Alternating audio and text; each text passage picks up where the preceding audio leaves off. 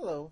In this video, we're going to be taking a look at the normal distribution. So the normal distribution is a continuous distribution. So remember, the uniform distribution is just this simple rectangle, and calculating those areas are fairly easy.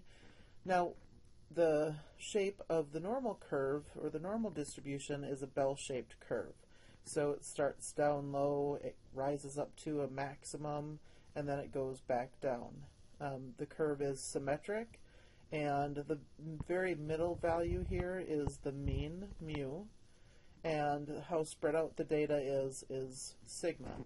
When you're talking about a standard normal distribution, which is what we're going to talk about first, the mean of the standard normal distribution is always 0, and the standard deviation is always 1. So for the standard normal distribution, the mean value is always going to be 0, and the standard deviation is 1. This right here is the function for this distribution, and you do not need to worry about this at all. You will never be asked to use this formula in any way. I just wanted you to see that this is a complicated formula, and if we had to calculate these areas by hand, it would be a complicated calculation and involves calculus, which is beyond a lot of people's knowledge set. So we will either be using tables, or you can use your calculator to calculate probabilities from the normal distribution, and so that's what we're going to take a look at. In the videos, I'll show you how to use your table, but you're more than welcome to use your calculators as well. We can take a look at how to do that as well. So just some properties of the normal distribution. So the graph has a bell-shaped curve.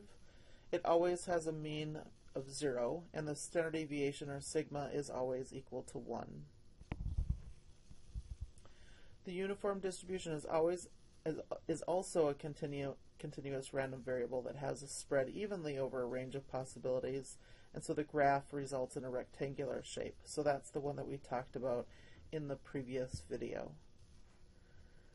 Requirements for a density curve. So the density curve is this curve for your distribution function right here. The total area under the curve must equal 1. So that's what we talked about in our uniform distribution. You have a rectangle, and that total area has to be 1. Again, with a rectangle, it's easy to understand, but when you get to this normal distribution curve, it's a little bit more difficult. So again, so this total area underneath this curve in the green is also equal to 1, always, no matter what. Every point on the curve must have a vertical height that is 0 or greater. So that's another requirement that you need to have. A critical value is a z-score separating unlikely values from those that are likely to occur. So we'll take a look more at what a critical value is in another video. So you don't need to worry about that a ton right now. The notation, the expression z sub alpha denotes a z-score with an area alpha to its right. So now in this next example, a bone mineral density test can be helpful in identifying the presence or likelihood of osteoporosis, a disease causing bones to become more fragile and more likely to break. The result of a bone density test is commonly measured as a z-score. So a z-score it just means that it is from a standard normal distribution where the mean is 0 and the standard deviation is 1. The population of z-scores is normally distributed with a mean of 0 and a standard deviation of 1, so these test results meet the requirement of a standard normal distribution. A randomly selected adult undergoes a bone density test. Find the probability that the result is a reading less than 1.27. So whenever you're doing calculations using a normal distribution, you should draw out your curve and then label the area that you're going to find. So always in the middle of this is your mean, and because this is standard normal, our mean is 0.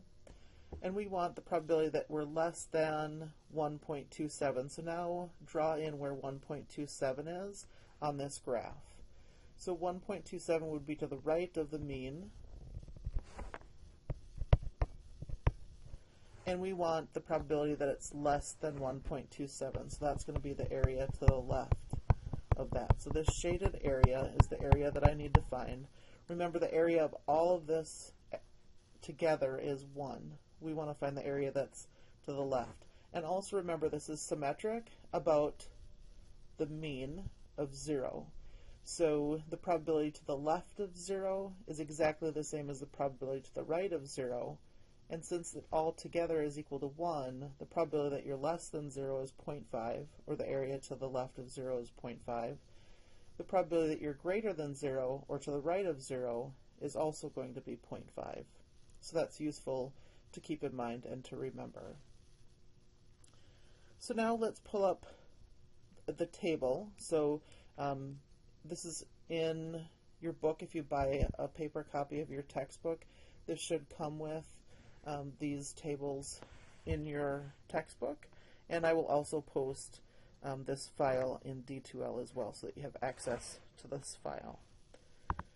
So here is a standard normal area table, and the way that you read this is the whole number part and the first decimal place, and then along the top you find the second decimal place. So if I wanted to find, and it also comes in two halves.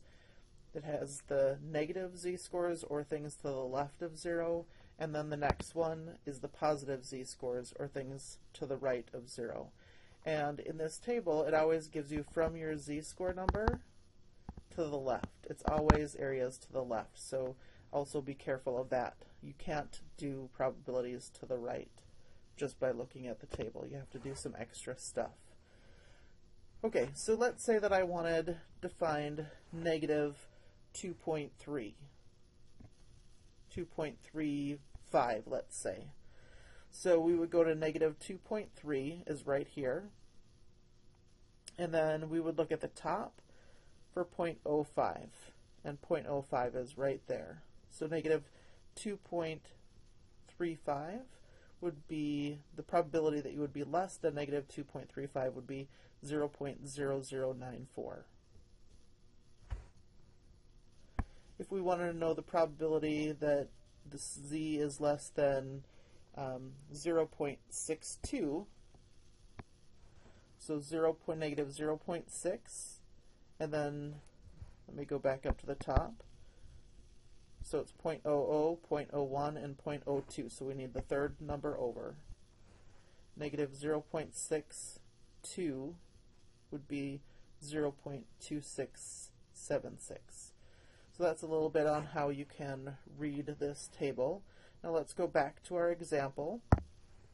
So we want the probability that we're to the left or less than 1.27. So we need to find 1.27 on our table. 1.27 is positive. Right now I have the negative table up, and so I need to go down to the next page with the positive z-scores on it. And I want 1.27. So here's 1.2. This is 0, 1, 2, 3, 4, 5, 6, 7. So here's our value right here, 0.8980.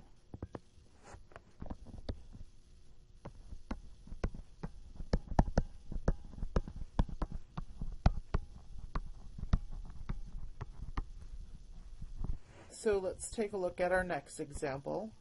Using the same bone density test from example 2, find the probability that a randomly selected person has a result above negative 1.00. A value above negative 1.00 is considered to be in the normal range of bone density readings. So here's our mean right down the middle, and the mean is 0. And we're interested in negative 1, so now that's to the left of 0. And you don't need to be precise, of course, but sketch it in there. So z equals negative 1.00. And we want to know the probability that you would be above that. So that would be to the right over here. So now a couple things to keep in mind. This curve is symmetric, and so we can translate things onto the other side. And also remember that your table only gives you values that are less than. It does not give you greater than values. And here we want the probability that z is greater than negative 1.00. So the thing that I like to do is to translate this so that I can use my table. And so I'll do that in red. So you would want to move this from 1 unit to the left of your mean to 1 unit to the right of our mean. And that's going to be z equals 1.00. And so if you shade to the left of that, reflected across 0 part, this red area will be exactly the same as the blue area that we have shaded in. So probability that z is greater than negative 1.00 is exactly the same as the probability that z is less than positive 1.00.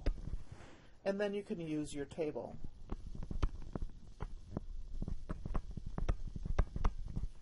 And you can just read it right off of the table.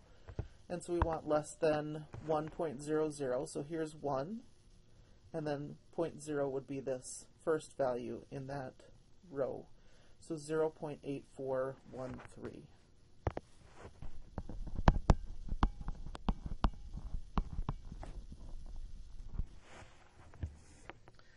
So now, if you want to do this on your calculator, I'll run through the steps of how you do that. And again, I wish that I had a calculator I could pull up on my computer screen, but I don't, so I will talk you through how to do this. Okay, so in order to use your graphing calculator to do this, you want to go into the distribution menu, and to get to the distribution menu, it's second vars.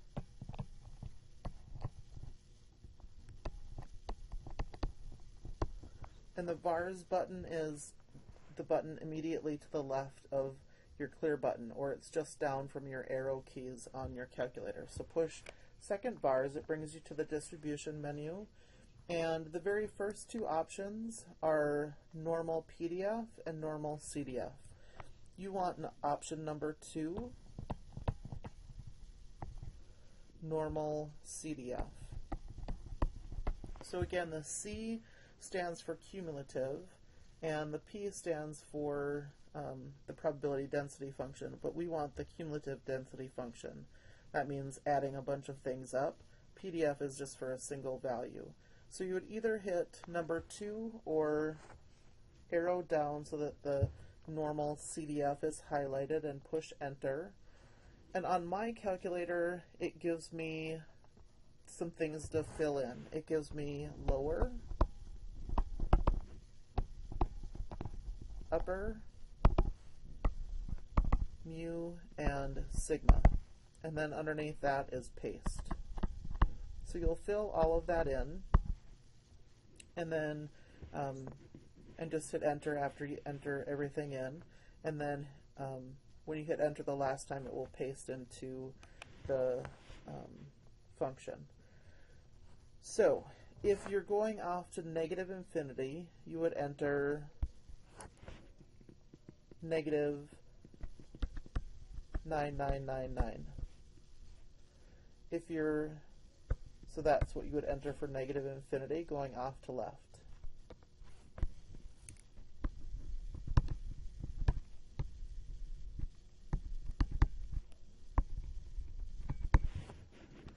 If you want positive infinity, or going off to the right,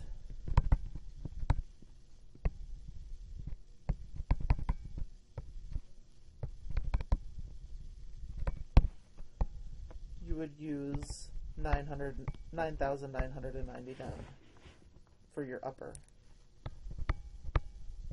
This would be your lower. Okay, so for this one, you can just do what you had originally. You can calculate the probability that z is greater than negative 0.100. So that means you're going off to the right. So you would be going from negative -1 up to infinity.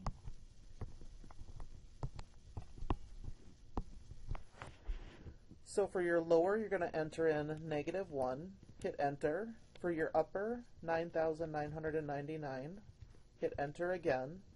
The mean is 0, so enter 0 in for your mean, hit enter, and then for your standard deviation, hit enter 1 and hit enter again. And then when paste is highlighted, hit enter again. If your calculator doesn't have these words for you to fill in, then this gives you the order in which you would enter things into the parentheses. So yours might come up as normal CDF with a parenthesis, and then you're going to want to enter in this lower, the upper bound, what your mean is, what your standard deviation is, and close off your parenthesis. So lower, comma, upper, comma, and then this would be mean, comma, and sigma. And then close off the parenthesis and hit enter that way. And so if we do that, we get the same probability that we got before, 0.8413. So let's go ahead and do the next example. So this will be the last example for this video. A bone density test reading between -1.00 and -2.50 indicates that the subject has osteopenia, which is some bone loss. Find the probability that a randomly selected subject has a reading between -1.00 and -2.50. So let's draw our curve. Again, the mean is 0. We want the probability that we're between -2.50 and -1.00. So we want to know what's our probability of being between here. Be really careful that you put the smallest number to the left on up to the bigger number. So you want to be very careful about that. So this is the probability that z is between -2.50 is less than z is less than -1.00. 2 zeros. Okay, so if you're using your calculator, you can just enter that in, and I'll walk you through that after we do it using our table. So if you're going to do it using the table, so if we want this area that's between these two, you find the area for the right value first, and then subtract off the area of the smaller value. So you would be calculating this big area, and then subtract off this little area, and you'll be left with this area that we need to find. So we want to do the probability that z is less than -1.00 minus the probability that z is less than -2.50. So let's go to our table. These are the positive z values. I need negative. So I'm going to go back to the negative ones. And I want -1.00. So here's -1, and then 0.00 would be this very first number. So 0.1587 minus, we need to find -2.50. So -2.5, and 0 would be the very first one here, 0.0062.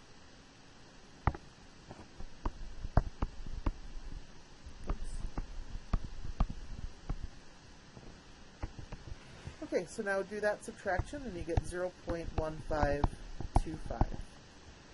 So again, use the instructions from up above, push second bars, and then select the normal CDF.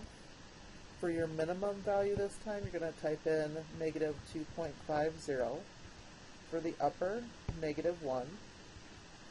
The mean will stay 0, the standard deviation will remain 0, and then compute your probability, and you get 0.1524.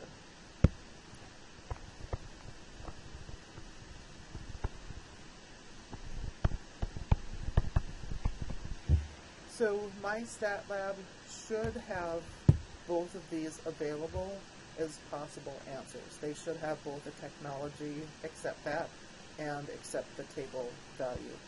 Same with on the exam, I will accept both of these values as correct. So that's it for this lecture video. If you have any questions, let me know, and I hope you're having a great day. Thanks.